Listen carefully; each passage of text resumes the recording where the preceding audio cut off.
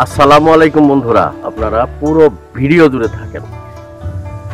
আমি কথা দিচ্ছি আপনারা খুবই স্পেশাল কিছু দেখতে পারবেন আজকের এই ভিডিওতে।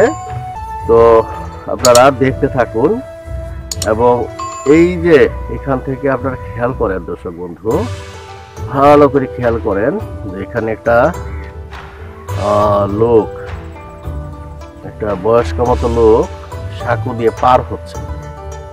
দেখেন কত রিস্ক নিয়ে পার হচ্ছে, আপনারা দেখেন। একটা রিস্কের মধ্যে কিন্তু তারা এরকম জীবনযাপন করে থাকে গ্রামের মানুষ।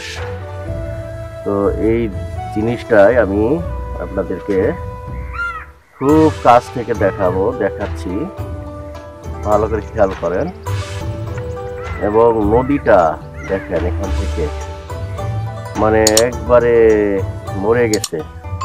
কিছুদিন আগে আসছিলাম আমি, এই জায়গাটা পর্যন্ত পানি ছিল। এই জায়গাটা পর্যন্ত পানি ছিল, যে কাদা দেখতেছেন না, এই জায়গাটা পর্যন্ত পানি ছিল। আর আজ দেখেন কি করুণ দশা। আর ওই দূরে দেখেন, খেয়াল করে দেখেন, দূরে দেখেন মানে সূর্যোদয় হচ্ছে। ওইখান থেকে আমি দেখাচ্ছি আপনাদেরকে, খুবই সুন্দর দেখা যাচ্ছে বিষয়টা। তো আমি ঘুরতে পছন্দ করি, খোলা চোখে আমার যেটাই চোখে পড়ে সেটাই আমি আপনাদেরকে দেখাই। তারই ধারাবাহিকতায় আপনাদেরকে আমি দেখাচ্ছি। তো let's go started to C the wonderful Bangladesh with me. Wow, অসাধারণ অসাধারণ দৃশ্য দেখেন দর্শক বন্ধু, অসাধারণ। আমি যদি আরেকটু সামনে দিয়ে আপনাদেরকে দেখাই, আপনারা বুঝতে পারবেন। এখানে এই জায়গাটা কিন্তু খুবই ঢালু, দেখছেন, খুবই ঢালু একটা এলাকা। এটা হচ্ছে অ্যাকচুয়ালি একটা পাহাড়ি নদী, ঠিক আছে। সেই পাহাড় থেকে চলে আসছে। আর ওই যে দেখেন একটু পিছনে একটা গাছ দেখা যায়।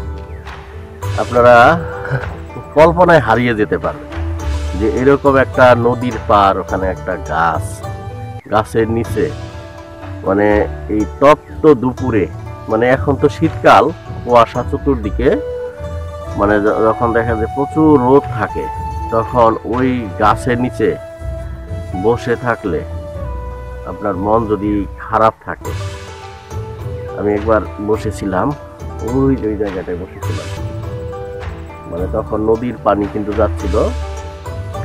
বসে বসে যদি আপনারা এই নদীর পানির দিকে তাকায় থাকেন, দেখবেন আপনাদের কল্পনার পাখাগুলি কিন্তু আস্তে আস্তে ডানা মেলবে, ঠিক আছে। খুবই সুন্দরভাবে আপনারা কিন্তু দেখতে পারবেন। তো আপনারা দেখেন,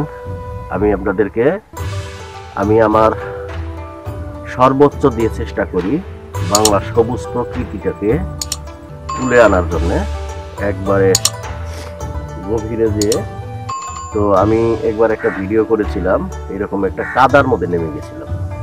তো সেই অভিজ্ঞতাটা বলি, যে কাদাটা মানে এমন ছিল, আমি একটা এর মধ্যে ছিলাম, কাদার মধ্যে আমি নেমেছি। নামার পরে আমি মনে করেছি যেখানে পা দিলে সম্ভবত আমি পার হয়ে যেতে পারবো।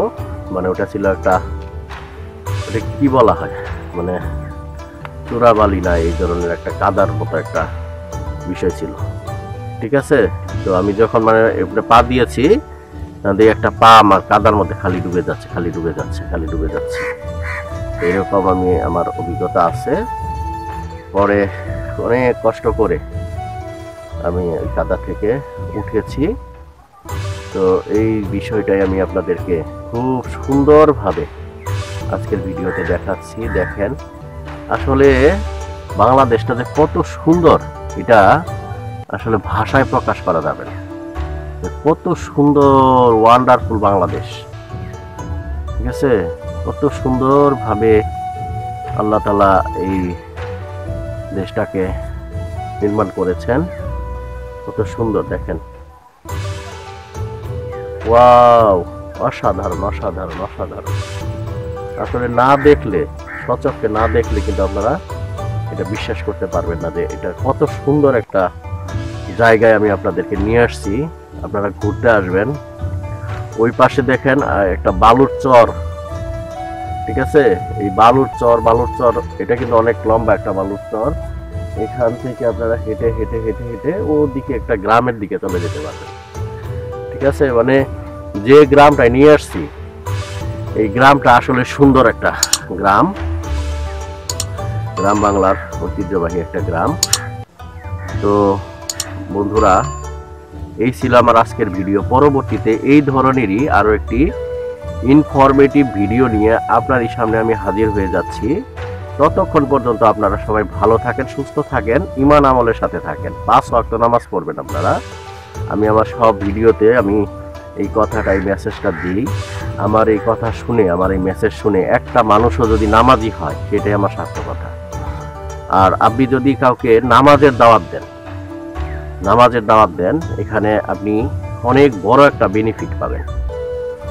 এবং সেই লোকটা যদি আপনার কথায় নামাজটা পড়ে বা পড়তে আসে, আপনাকে হিকমতের সাথে কিন্তু নামাজের দাওয়াতটা দিতে হবে।